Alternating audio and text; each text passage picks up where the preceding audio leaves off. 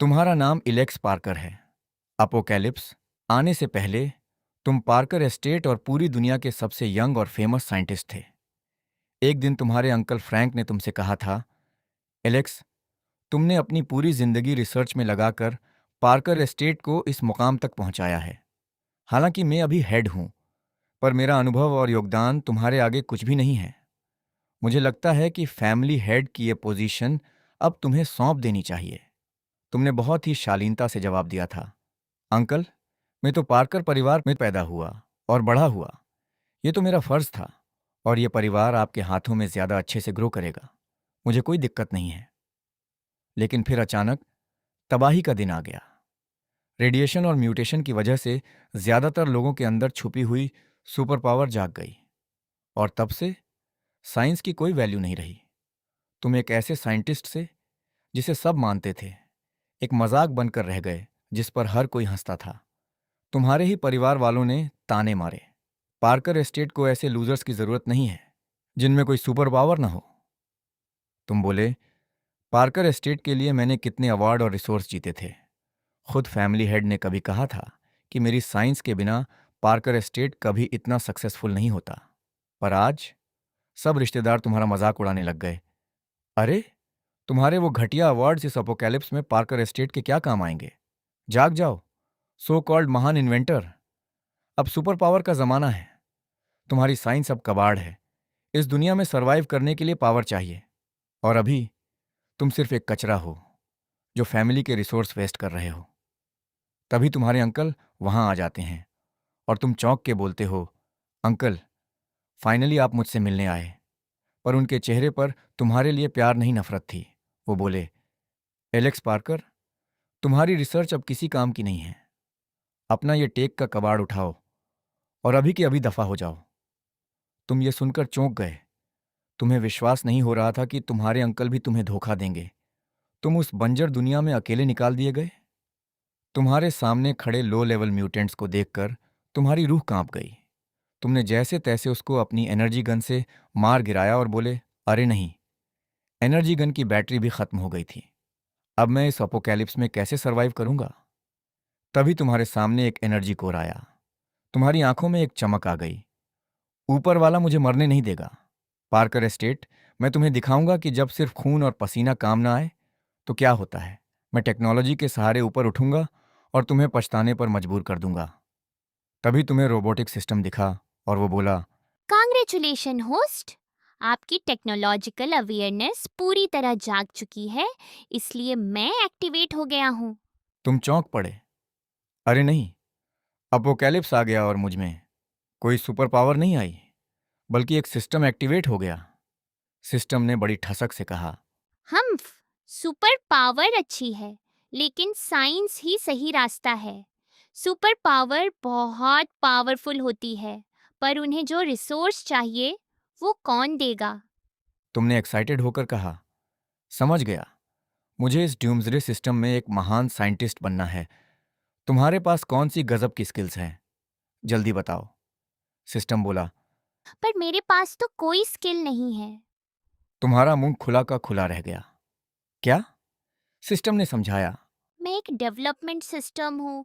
जैसे जैसे तुम्हारी रिसर्च बढ़ेगी मैं इवॉल्व करूँगा। लेकिन ये बोलकर वो चुप हुआ। तो तुमने पूछा, लेकिन क्या? तब उसने बताया। मैं तुम्हें इवोल्यूशन से पहले म्यूटेंट्स को कंट्रोल करने में मदद कर सकता हूँ। तुमने पूछा, इसका क्या यूज है? सिस्टम ने कहा। अरे, इसमें कोई लेवल लिमिट नहीं है। तुमने हैरानी से पूछा, वेट, वेट, तुमने कहा कोई रैंक की लिमिट नहीं है? बिल्कुल सही। तुम उत्तेजित होकर बोले, अरे वाह, क्या बात है। मैं तुमसे बहुत प्यार करता हूं। ये बहुत काम की चीज है। तो ऐसा ही था। इस बेरहम पोस्ट अपोकैलिप्टिक दुनिया में अपने सिस्टम के साथ बिल्कुल अकेले तुमने टेक्नोलॉजी के सहारे सरवाइव करने का सफर शुरू किया। सीन कट होता है। एक टीम म्यूटेंट्स से घिरी थी। टीम का एक लड़का चिल्लाया, कैप्टन, जल्दी वापस जाकर बैकअप बुलाओ। मैं इन लो लेवल म्यूटेंट्स को संभाल लूंगा। निकलो यहां से। उसके एक अटैक ने जोम्बीज को खदेड़ दिया। तुम्हारी कैप्टन याद करती है, जैक मेसन नाम भी अकेला बी क्लास म्यूटेंट की भीड़ को मारने की कोशिश में खुद कुर्बान हो गया था। ताकि तुम और मैं जिंदा रह सके। ये मेरी गलती थी। मैं अपनी टीम को अब कभी अकेला नहीं छोड़ूंगी, उसके साथी ने हाँफते हुए कहा। बैकअप के बिना हमारी एनर्जी खत्म हो जाएगी और हम वैसे ही मारे जाएंगे। कैप्टन बोली, तो हम साथ में मरेंगे। तभी कैप्टन ने अपनी अवेकंड शक्तियों का इस्तेमाल किया और अपने दोनों हाथों से आग की एनर्जी छोड़कर वहां खड़े जॉम्बीज के झुंड को भून डाला। उसके साथी ने भी अपनी घातक अटैक एबिलिटी का यूज करते हुए एक ही वार में कई म्यूटेंट्स को ढेर कर दिया। पर उस जोरदार हमले में उसकी लगभग सारी एनर्जी खत्म हो गई और वो बुरी तरह हाँफते हुए चिल्लाया, कैप्टन, मैं अब और नहीं टिक सकता। तभी वहां एक बिल्डिंग से एक एनर्जी का गुब्बार निकल, जिसे देख ज़ोंबीज वहीं रुक गए। कैप्टन ने देखा और बोली, इवान डेल, देखो, ये लो लेवल ज़ोंबीज हमारी तरफ आने की हिम्मत नहीं कर रहे। इवान ने हैरानी से पूछा, क्या वो किसी चीज से डर रहे हैं कैप्टन? कुछ भी हो, हम नहीं मरेंगे। कैप्टन हैरानी से बोली, लो लेवल म्यूटेंट्स डरे हुए हैं। क्या वहां कोई सीक्रेट छुपा है? इवान बोला, मुझे याद नहीं आ रहा कि इस बंजर इलाके में ऐसा कोई हाईटेक साई-फाई बिल्डिंग भी थी। कैप्टन ने सोचा, चलो चलकर देखते हैं। वो सीधा बिल्डिंग की तरफ दौड़े। जैसे ही वो लोग वहां पहुंचे, वहां का नजारा देख उनकी आंखें फटी की फटी रह गईं।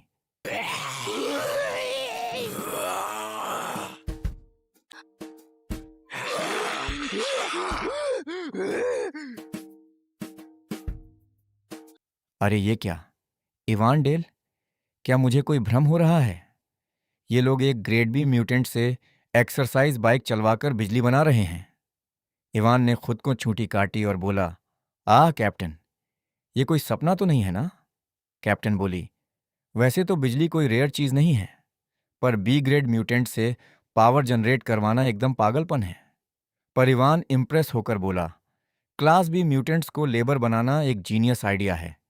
कैप्टन बोली, तो ऐसे तो हमें एनर्जी की कमी की टेंशन ही नहीं होगी। इस अपोकैलिप्स में अनलिमिटेड म्यूटेंट्स का मतलब है अनलिमिटेड एनर्जी। तभी इवान घबराकर चिल्लाया, आह कैप्टन, देखो, क्या वो म्यूटेंट है जो इलेक्ट्रिक स्कूटर पर हमारी तरफ आ रहा है? कैप्टन चौंक कर बोली, एक म्यूटेंट बाइक कैसे चला सकता है? आखिर ये कौन सी जगह है? तभी कैप्टन की स्मार्ट वॉच में अलर्ट आया। वो चिल्लाई, अरे नहीं, वो एक एस क्लास म्यूटेंट है, जल्दी डिफेंस पोजीशन लो। वो म्यूटेंट बाइक से उतरा और उन दोनों की तरफ आप बढ़ा। फिर उनके पास आकर खूंखार आवाज में दहाड़ा, घुसपैठियों को मार डालो। उसने भयानक एनर्जी के साथ दोनों पर अटैक करना शुरू किया। खुद को बचाते हुए कैप्टन डर से बोली, क्या एस क्लास म्यूटेंट का खौफ ऐसा होता है? इवान बोला, हम इसका बिल्कुल सामना नहीं कर सकते। तभी एक तरबूज आके म्यूटेंट से भिड़ा, जिससे उसका ध्यान फेंकने वाले की तरफ गया और तुमने वहां एक शानदार एंट्री ली और अपने म्यूटेंट को डांटते हुए कहा, मैंने तुम्हें कितनी बार कहा है कि हम यहां बिजनेस करते हैं। अगर तुम मेरे कस्टमर्स को डराओगे तो मैं तुम्हें यहां से निकाल दूंगा। तुम्हें देख उस म्यूटेंट की हवा टाइट हो गई। वो सर खुजाते हुए हंसने मुस्कुराने लगा। तुम बोले माफी मांगो इनसे। ये सुनते ही वो म्यूटेंट उन दोनों के आगे झुककर माफी मांगने लगा। इवान ने हैरान होकर पूछा, कैप्टन, ये एस क्लास म्यूटेंट है ना?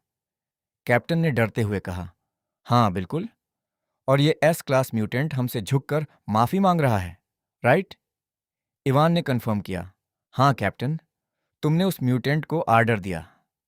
टाइलर बार्न्स, जाओ काम पर लगो। कैप्टन ये देख सोच में पड़ गई।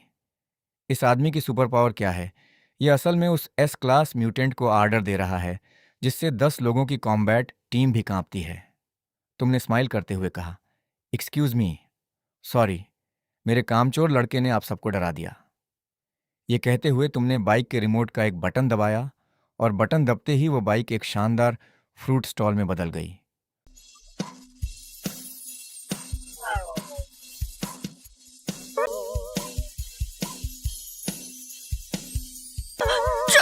वो दोनों अचंभित थे। इवान ने खुद को चिकोटी काटी, आउच, ये दर्द कर रहा है कैप्टन। ये कोई सपना तो नहीं लग रहा? कैप्टन चौंक गई। ये किस तरह की अजीब टेक्नोलॉजी है? रुको, ये कहीं वो लेजेंडरी फ्रंटियर बेस व्हीकल तो नहीं है? तुमने कॉन्फिडेंस से कहा, वाओ, तुमने दुनिया देखी है। सही कहा, ये फ्रंटियर बेस व्हीकल का पहला फॉर्म है जिसे मैंने डेवलप किया है। कैप्टन बोली, यानी? सच में लेजेंडरी फ्रंटियर बेस व्हीकल है। तुमने उन्हें रिलैक्स करने के लिए कहा। हम ऐसे घूरना बंद करो। अपनी घबराहट दूर करने के लिए थोड़ा तरबूज खाओ। वो अजीब नजरों से देखने लगे।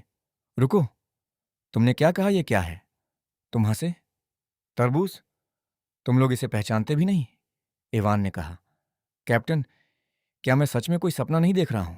कैप्टन ने तरबूज अपने हाथ में लिया और बोली, इसका जूस, इसका कलर, ये फ्रेश फील देखो। ये सच में एक फ्रेश तरबूज है। तुमने मजे लेते हुए कहा। तुम सुपर ह्यूमंस कैसी जिंदगी जीते हो? एक तरबूज के लिए इतना हंगामा कर रहे हो? कैप्टन बोली, क्या ये तरबूज है? सच में? मेरे लिए? वो यकीन नहीं कर पा रही थी और सोच रही थी, इस ड्यूम्सडे एरा में जहां रिसोर्स बहुत कम थे, सुपर पावर वाले लोगों की लूटपाट और तबाही ने पूरी दुनिया की हरियाली को लगभग खत्म कर दिया था, और सबसे ताकतवर इंसान भी ये फ्रेश सब्जियां नहीं ला सकता था।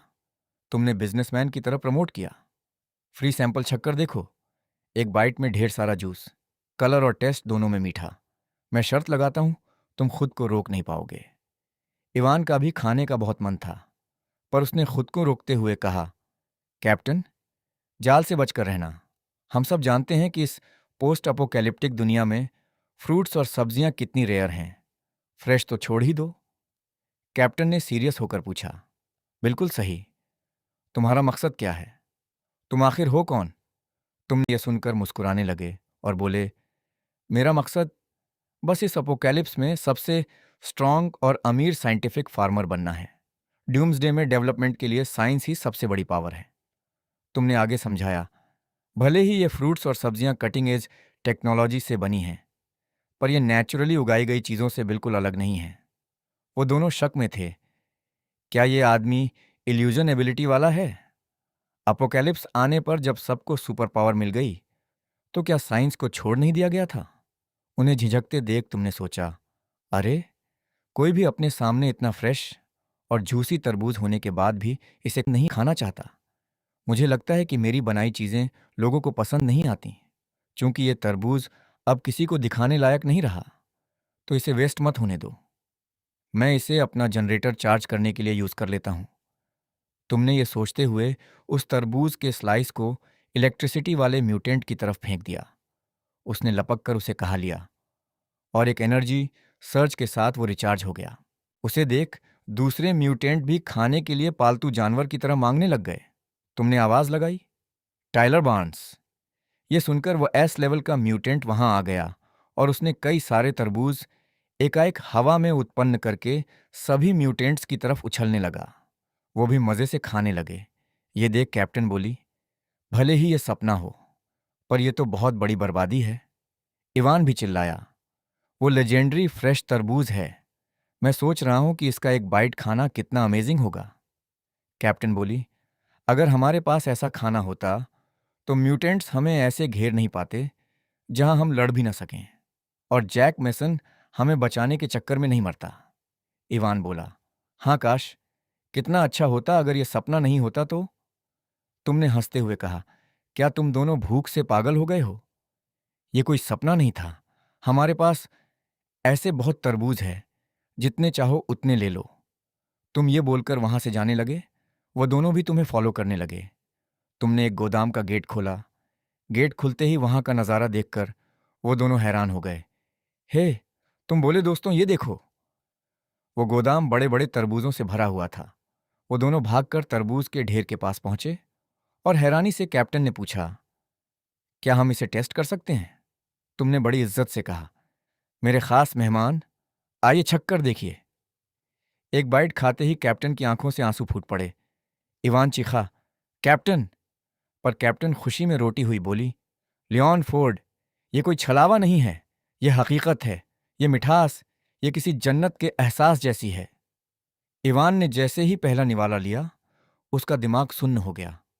ठंडे रस का वह सैलाब उसके गले से उतरा तो उसे अपनी रगों में जिंदगी दौड़ती महसूस हुई। उस नरक जैसी बंजर दुनिया में, जहां धूल और खून के सिवा कुछ नसीब नहीं था, वह लाल रसीला टुकड़ा किसी खोई हुई दुनिया की सबसे बड़ी लग्जरी थी। दोनों किसी जंगली जानवर की तरह तरबूजों पर टूट पड़े। आंखों में पागलपन और चेहरे पर अविश्वास था, मानो यह उनका आखिरी भोजन हो, मानो इस एक फल में उन्होंने पूरी मानवता की विरासत छक ली हो। तुम मन ही मन सोच रहे थे, यह अपोकैलिप्स के बाद मेरी पहली डील है, मुझे इसका क्या प्राइस रखना चाहिए। अपोकैलिप्स के बाद लोग अलग अलग क्लास में बंट गए हैं। हाई लेवल एबिलिटी वाले सबसे ऊपर हैं, रेगुलर एबिलिटी वाले बीच में हैं, और मैं तो पक्का इस पिरामिड के सबसे नीचे हूं, क्योंकि मैं वो बेचारा गरीब हूं जिसमें कोई एबिलिटी नहीं आई। टेक्नोलॉजी से बने ये फ्रूट्स और सब्जियां इस पोस्ट अपोकैलिप्टिक दुनिया में हार्ड करेंसी हैं। मैं अमीरों को लूट कर गरीबों की मदद करूंगा, ताकि नीचे वाले भी अच्छी लाइफ जी सकें। फ्रूट्स, सब्जियों और सप्लाई के अलावा इवॉल्व हुए ह्यूमंस डेवलप करने के लिए क्रिस्टल कोर पर डिपेंड हैं। तो इस अपोकैलिप्स में क्रिस्टल कोर भी हार्ड करेंसी हैं। तो फिर हमें कितने क्रिस्टल कोर मांगने चाहिए? तभी टीम कैप्टन क्लॉय ब्लैक ने तुमसे पूछा, हे हैंडसम, मुझे बेचना है। तुमने शर्माते हुए बोले, हो खूबसूरत मोहतरमा, मैं एक शरीफ लड़का हूं। वो हड़बड़ा गई, अरे नहीं नहीं, मेरा मतलब है, क्या तुम अपने तरबूज बेचते भी हो? हेवन बेस में सप्लाई की कमी है और हमें इन फ्रूट्स और सब्जियों की सख्त जरूरत है। तुमने चार्मिंग स्माइल के साथ कहा, टेंशन मत लो मोहतरमा, हमारे पास फ्रूट्स और सब्जियों की कोई कमी नहीं है। कैप्टन खुश होकर सोचने लगी, इन रिसोर्सेज से हमारा फ्रंटियर बेस नॉर्मली काम कर सकता है। जल्दी से कॉन्ट्रैक्ट साइन कर लो, इससे पहले कि उसका मन बदल जाए। तुमने बिजनेस वाली टोन में कहा, हे खूबसूरत मोहतरमा, इन फ्रूट्स और सब्जियों की कीमत। क्लोई मन में सोच रही थी, ये बैच बहुत इंपॉर्टेंट है, वो जितने भी मांगे हमें दांत भींचकर इसे खरीदना ही होगा, पर हमें थोड़ा मोलभाव करना चाहिए। वो बोली, भले ही इनकी कमी है, पर अगर प्राइस बहुत ज्यादा हुआ तो हेवन बेस इसे अफोर्ड नहीं कर पाएगा। ये सुन तुम भी सोच में पड़ गए। 100 क्रिस्टल कोर पाने के लिए तुम्हें हजारों म्यूटेंट्स को मारना पड़ता है, पर एबिलिटी यूज करने वालों के फ्रंटियर बेस के लिए ये कोई बड़ी बात नहीं है, है ना? फिर तुमने अपना ऑफर रखा, तो फिर 100 क्रिस्टल कोर। क्लोय तुरंत खुशी से चिल्लाई, ओके डील। ये सुनकर तुम अंदर ही अंदर रो पड़े। ओ माय गॉड, ये तो मैंने बहुत कम बोल दिया, मेरा नुकसान हो रहा है। नुकसान? नुकसान? क्लोई ने कहा, ए हैंडसम, हमारी 3 लोगों की टीम सप्लाई ढूंढने गई थी। लड़ने वाला मेंबर हमें बचाने के लिए म्यूटेंट्स के साथ खुद को उड़ा लिया। इन तरबूजों को तब तक रुकना होगा जब तक हम वापस जाकर फ्रंटियर बेस के लोगों को इसे ले जाने के लिए नहीं कह देते। तुमने सोचा, हैं? तुम अपनी बात से मुकर रही हो? क्या सच में 100 क्रिस्टल कोर के लिए इतना नाटक करना जरूरी है? कोई बात नहीं, मैं तुम्हें ऐसे नहीं जाने दूंगा। तुमने बोलना शुरू किया, अच्छा तो टेंशन मत लो, हम होम डिलीवरी भी देते हैं। वो हैरान रह गई, तुम डोर टू डोर सर्विस भी देते हो? तुमने अपने म्यूटेंट को ऑर्डर दिया, टाइलर बार्न्स, हे टाइलर बार्न्स, इन तरबूजों को वेस्पर आउटपोस्ट पर डिलीवर कर दो। और तुमने फुसफुसाया, और याद से पेमेंट लेते आना, वरना। ये सुनकर वो गुस्से में चिल्लाने लगा और एक स्पेस रिफ्ट वहां बनने लगी। तुमने उसके एक पैर पर एक लात की मारी और डांटा, कमीने, तुम मुझे मारना चाहते हो? ये वॉइड रिफ्ट मुझे टुकड़ों में फाड़ देगा। वो गलती को मानते हुए चुप हुआ। सीन कट होता है फ्रंटियर बेस पर। हे, क्या तुमने सुना? रिसोर्स टीम के जैक मैसन ने क्लॉय ब्लैक को बचाने के लिए अपनी जान दे दी। तो क्लॉय ब्लैक का क्या हुआ? क्लॉय ब्लैक अभी ठीक है, पर हेवन बेस में खाने की सप्लाई सच में खत्म हो रही है। तभी बेस में सायरन बजने लगा। Warning danger, warning danger, class S mutant आ रहा है, क्लास एस म्यूटेंट आ रहा है। वहां स्पेस रिफ्ट में से म्यूटेंट उन दोनों के साथ निकला। गार्ड्स चिल्लाए, मुझे एक एस रैंक म्यूटेंट दिख रहा है। अरे नहीं, एक एस क्लास म्यूटेंट ने क्लॉय ब्लैक को बंदी बना लिया है। अलर्ट, एक S class mutant frontier base पर सरप्राइज अटैक कर रहा है। फ्रंटियर बेस को बचाओ, चाहे मेरी जान ही क्यों न चली जाए। मैं इस एस क्लास म्यूटेंट को वापस नहीं जाने दूंगा। गार्ड्स तुम्हारे भेजे हुए म्यूटेंट टाइलर को देखकर कांप रहे थे। क्या यही एक एस क्लास म्यूटेंट की खौफनाक ताकत है? ओह, अरे नहीं, ये अपना अल्टीमेट मूव यूज करने वाला है। आह, शिट, ये एस क्लास म्यूटेंट हमारी पहुंच से बिल्कुल बाहर है। हम क्या करें? तभी टाइलर बार्न्स ने अपना मुंह खोला। मुझे पैसे दो, मुझे क्रिस्टल कोर दो। सब सन्न रह गए। क्या क्या मैंने सही सुना? ये बोल सकता है। ये म्यूटेंट तो सिर्फ दहाड़ सकते थे ना। तभी बेस का कमांडर वहां पहुंचा। गार्ड ने राहत की सांस ली। फ्रंटियर बेस कमांडर, आप फाइनली आ गए, वरना हमारा फ्रंटियर बेस इस एस क्लास म्यूटेंट के हाथों खत्म हो जाता। कमांडर ने अपनी पावर दिखाते हुए कहा, मैं देखना चाहता हूं कि एक एस क्लास म्यूटेंट कितना ताकतवर है। दोनों की जबरदस्त टक्कर से आसपास के सैनिक दूर जा गिरे। टाइलर फिर चिल्लाया, मुझे पैसे दो। कमांडर चकरा गया। कौन से पैसे? टेलर बोला, बचा हुआ बैलेंस। कमांडर ने हैरानी से सोचा, यह अजीब है, एक एस क्लास म्यूटेंट ने कोई तबाही नहीं मचाई, बल्कि फ्रंटियर बेस में अपना बचा हुआ पेमेंट मांगने आया है। टाइलर ने धमकाया, अगर तुमने बैलेंस नहीं दिया तो बॉस मुझे वापस जाने पर सजा देंगे। कमांडर ने अकड़ते हुए कहा, बकवास, भले ही तुम एस क्लास म्यूटेंट हो, पर हेवन बेस से पंगा लेना ठीक नहीं। क्लोई को होश आया। उसने सारी सिचुएशन समझी और वो उन्हें रोकते हुए चिल्लाई, ओह, ये मत करो, ये मत करो। वो दुश्मन नहीं है, वो सप्लाई देने आया है। सप्लाई देने? गार्ड सोच में पड़ गया। कमांडर यह सुनकर बोला, क्लोई ब्लैक, क्या तुम कह रही हो कि ये एस क्लास म्यूटेंट हमें सप्लाई देने आया है? कमांडर को यकीन नहीं हुआ। क्लोई ब्लैक, होश में आओ, ये बहुत ही डिस्ट्रक्टिव एस क्लास म्यूटेंट है। ये हमें सप्लाई कैसे दे सकता है? क्लोई ने कॉन्फिडेंस से कहा, फ्रंटियर बेस कमांडर, मैं पूरे होश में हूं। वो सच में सप्लाई लेकर आया है और वो फ्रेश तरबूज हैं। कमांडर ने हैरानी से पूछा, क्या? फ्रेश तरबूज? तभी क्लोई ने टाइलर से कहा, टाइलर बार्न्स, तरबूज कहाँ है? जल्दी से फ्रंटियर बेस चीफ को दिखाओ। टाइलर ने अड़ते हुए कहा, पैसे निकालो? क्लोई बोली, हमें तरबूज दिखाओ और हम तुरंत पैसे दे देंगे। ये बोलते हैं टाइलर ने एक हाथ से इशारा किया और ढेर सारे तरबूज वहां प्रकट हो गए।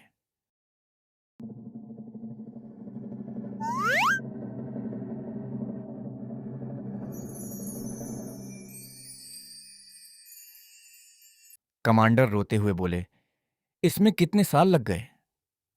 कितने साल हो गए मैंने फ्रेश सब्जियां नहीं खाई। तभी एक टीम मेट ने पूछा, फ्रंटियर बेस कमांडर, क्या यह सच में एक तरबूज है? कमांडर ने जवाब दिया, मैं पक्के तौर पर कह सकता हूं कि यह फ्रेश तरबूज है। वो टीम मेंबर खुशी से बोला, तो यानी फ्रंटियर बेस बच गया? ग्रेट। तभी कमांडर ने चिंता में पूछा, इस तरबूज की कीमत क्या है? टाइलर बोला, पूरे 100। क्लोई ने बताया, एक तरबूज के 100 क्रिस्टल कोर। ये सुन कमांडर खुशी से पागल हो गए और बोले, ये सस्ता है, बहुत सस्ता। अपोकैलिप्स से पहले एक फ्रेश तरबूज की कीमत कुछ युआन होती थी। अब इसे क्रिस्टल कोर से बदलना मतलब लगभग फ्री में देना है। टाइलर ने कंफ्यूज होकर सिर खुजाया। हाँ, बॉस ने कहा था 100 क्रिस्टल कोर, क्या उसका मतलब एक पीस के 100 थे? कमांडर ने पूछा। इस बार कितने तरबूज आए हैं? टाइलर वहां सारे तरबूज प्रकट करके बोला। 10,000। कमांडर ने बोला, 10,000 तरबूज तो यानी हुआ। इतने में क्लॉय बोली, टोटल 1 मिलियन क्रिस्टल कोर हुआ। कमांडर ने बिना सोचे कहा, वर्थ इट है, पूरी तरह वर्थ इट। ये सप्लाई क्रिस्टल कोर से 10,000 गुना ज्यादा इंपॉर्टेंट है। इन तरबूजों से हेवन बेस के सुपर ह्यूमंस की कॉम्बैट पावर कम से कम 30% बढ़ जाएगी। तभी उनका टीममेट खुश होकर बोला, शानदार, अब हम भूखे नहीं मरेंगे।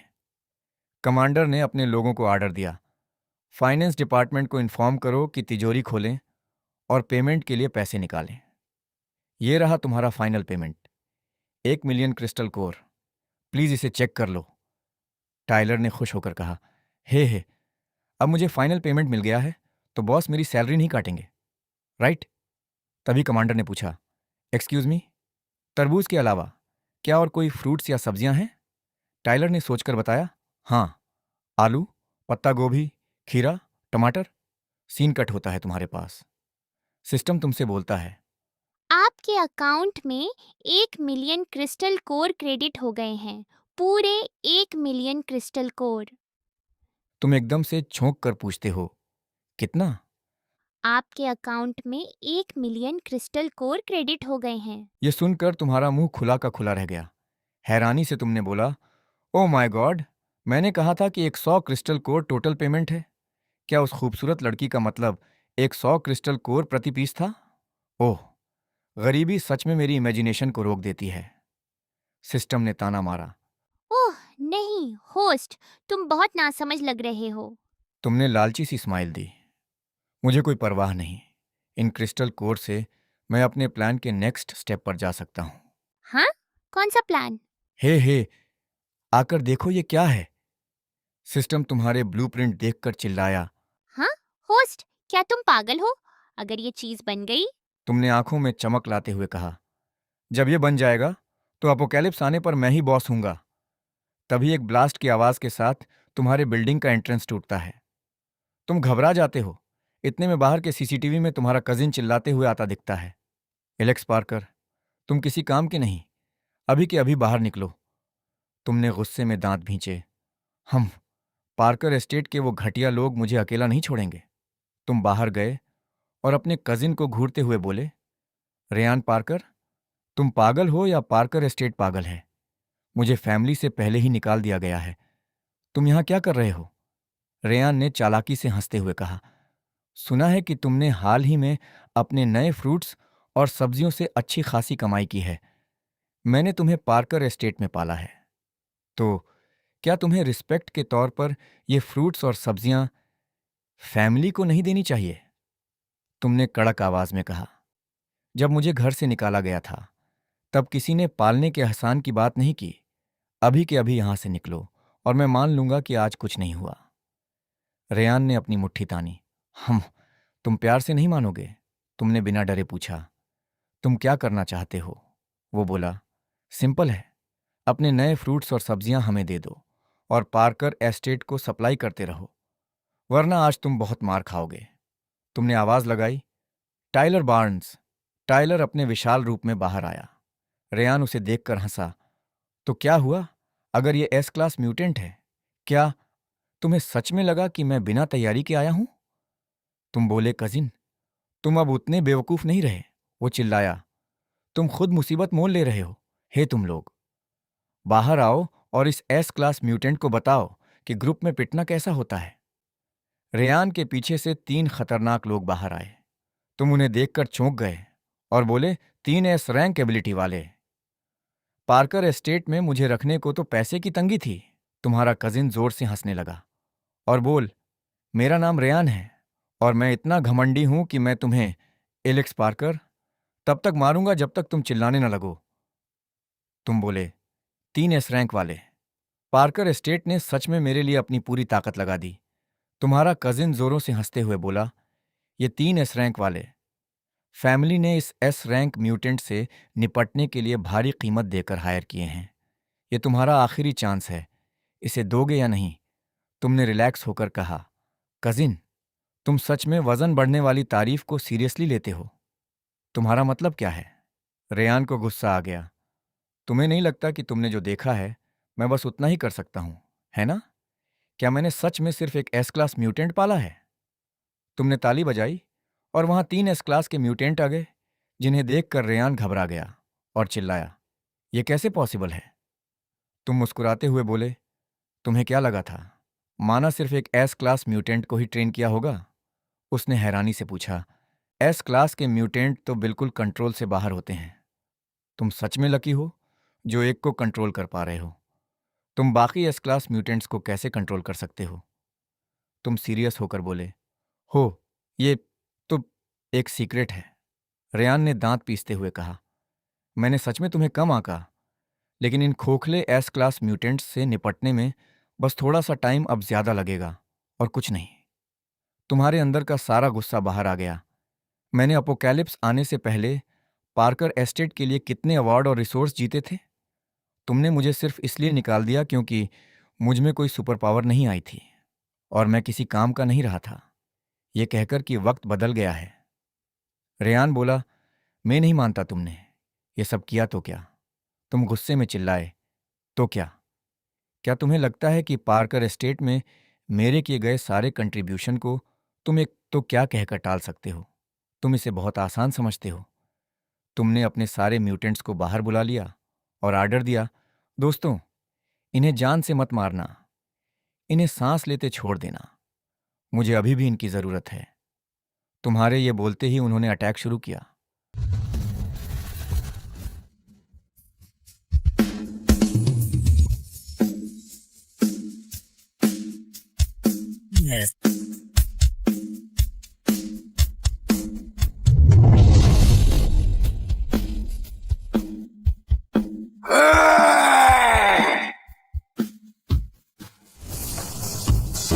तुम सोचने लगे ऐसा ही नहीं है कि मैंने बेफालतू ही इन्हें अपने सुपर पावर फ्रूट्स और सब्जियां खिलाए थे। इन लोगों ने सच में उसके बदले आज गजब का काम किया। भले ही सामने वाले सब एस रैंक के थे, तुम्हारे म्यूटेंट्स ने उन्हें कचरे की तरह साफ कर दिया। टाइलर ने जाके रेयान को दबोचा। वो चिल्लाया, ये कैसे हो सकता है?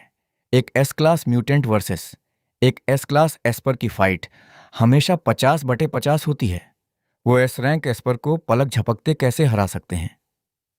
तुमने मुस्कुराते हुए एक चाकू निकाला और कहा, तुम्हें इस बात की टेंशन लेनी चाहिए कि तुम जिंदा बचोगे या नहीं। रेयान तुम्हारे पैरों में गिर पड़ा। Alex Parker, I am sorry, हम फैमिली हैं। तो दोस्तों, क्या एलेक्स पार्कर अपनी टेक्नोलॉजी और सिस्टम के दम पर पार्कर एस्टेट को उनकी औकात दिखा पाएगा? क्या बाकी फ्रंटियर बेस उससे डील करने की हिम्मत जुटा पाएंगे, या फिर वो इस अपोकलिप्स में अकेला पड़ जाएगा? ये सस्पेंस यहीं खत्म नहीं होता। आगे की कहानी और भी ज्यादा मजेदार होने वाली है। एलेक्स का वो नया सुपर क्रॉप प्लान क्या है जो टॉप टियर वालों को भी घुटनों पर ला देगा? ये सब जानने के लिए तैयार रहिए, क्योंकि पार्ट 2 बहुत जल्द आ रहा है। अगर आपको एलेक्स का ये स्वैग और अपोकलिप्स की दुनिया की ये कहानी पसंद आई तो वीडियो को लाइक जरूर करें, अपने दोस्तों के साथ इसे शेयर करें, और हाँ, चैनल को सब्सक्राइब करके बेल आइकन को ऑल पर सेट करना बिल्कुल मत भूलना, ताकि पार्ट 2 आते ही सबसे पहले आपको नोटिफिकेशन मिल जाए। नीचे कमेंट करके बताओ कि आपको एलेक्स का सबसे कूल मूव कौन सा लगा। मिलते हैं अगली वीडियो में।